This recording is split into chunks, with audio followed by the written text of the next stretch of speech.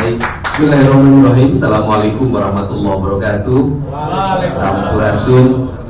Yang saya hormati, ini di Indonesia itu ada raja, yaitu berasal dari Garut, namanya Raja Jajuli.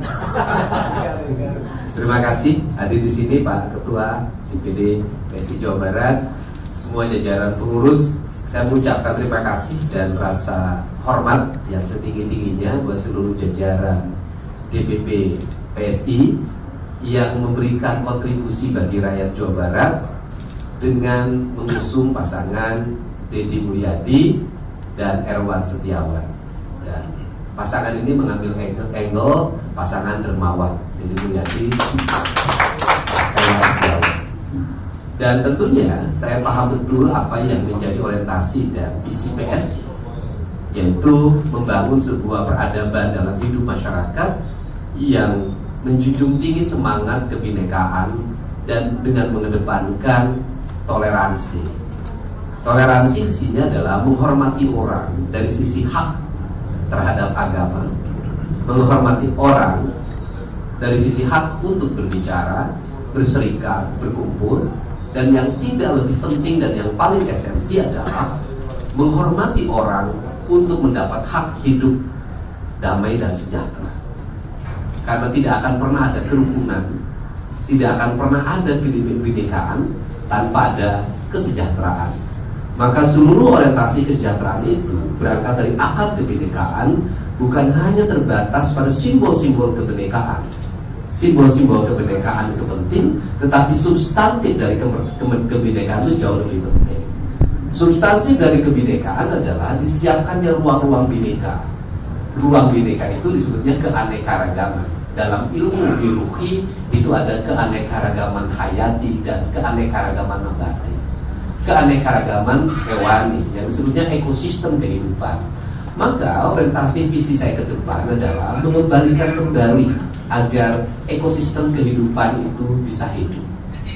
Bagaimana ekosistem air itu hidup, bagaimana ekosistem gunung itu hidup, bagaimana ekosistem sawah itu hidup, bagaimana ekosistem laut itu hidup. Karena dengan kehidupan yang setara dan seluruh ekosistem itu akan tercipta harmoni. Harmoni dalam perspektif ideologi yang dulu dianggap sangat tradisi dan sangat meluhur dalam kaidah Sunda adalah perspektif yang disebut dengan silih asa, silih asi, silih asu. Kemudian dalam perspektif yang berikutnya itulah ideologi Siliwangi. Ideologi Siliwangi adalah ideologi yang menjaga keutuhan negara dengan menjaga keutuhan kehidupan. Bukan hanya kehidupan kultur manusia, tetapi kehidupan kultur hewani, nabati. Ini penting yang dilupakan oleh kita.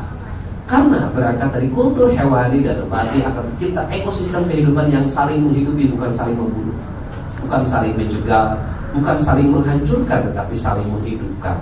Dan esensi dari semua itu akan bermuara pada satu titik. Dalam kaidahnya Abah, itu ada kiai besar di Jawa Barat, Abah Anom, itu akan titik pada satu titik la ilaha illallah.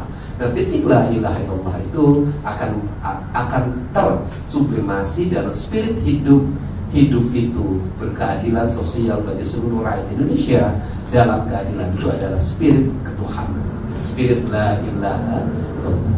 Inilah prinsip-prinsip dasar yang mungkin dilupakan dalam perspektif pembangunan di Jawa Barat hari ini, dan itu akan menjadi sentuhan. Maka saya akan memulai pembangunan di Jawa Barat dengan melakukan perubahan secara mendasar tentang tata ruang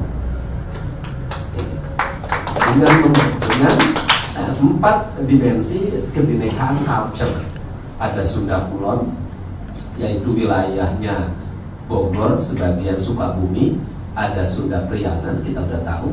Priangan ada Priangan Timur, kemudian ada Sunda Cirebonan, Majalengka, Indramayu, dan itu Pantura sampai Karawang Utara, dan ada Sunda Betawi. Dalam karakter ini mungkin dalam 3 tahun ke depan nanti akan terlihat bagaimana karakter wilayah bangunan segala macam di sebuah wilayah. Ada Kulon begini cirinya, Priangan begini cirinya, kemudian Cirebon begini cirinya, kemudian nanti Betawi begini cirinya.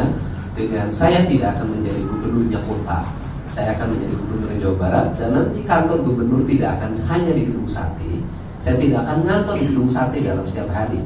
Tapi nanti ada kantor gubernur di wilayah Cirebon, sudah ada kantor ex-presidenan zaman dulu. Ada kantor gubernur di wilayah Purwakarta, itu ada ex-presiden zaman dulu. Ada kantor gubernur di wilayah Bogor, itu ada ex-presiden zaman dulu. Dan ada kantor gubernur di wilayah Priangan Timur, yaitu ex-Garut. Dari situlah lahirlah pemimpin yang hadir di tengah-tengah masyarakat, tidak berada pada titik pusat pemerintahan, tetapi berada pada titik pusat kebutuhan publik. Publik butuh, di situ ada pemimpinnya. Karena tugas pemimpin hadir pada semua kebutuhan.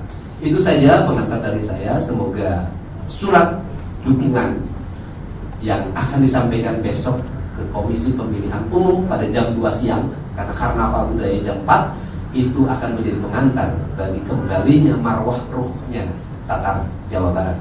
Terima kasih. Allahumma fiqh wa min thariq. Assalamualaikum warahmatullahi wabarakatuh.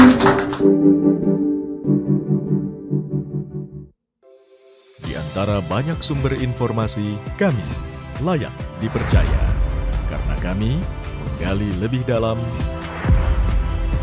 berpihak pada kebenaran, berpegang pada data dan fakta, agar layak Anda jadikan referensi. Kompas TV, independen, terpercaya.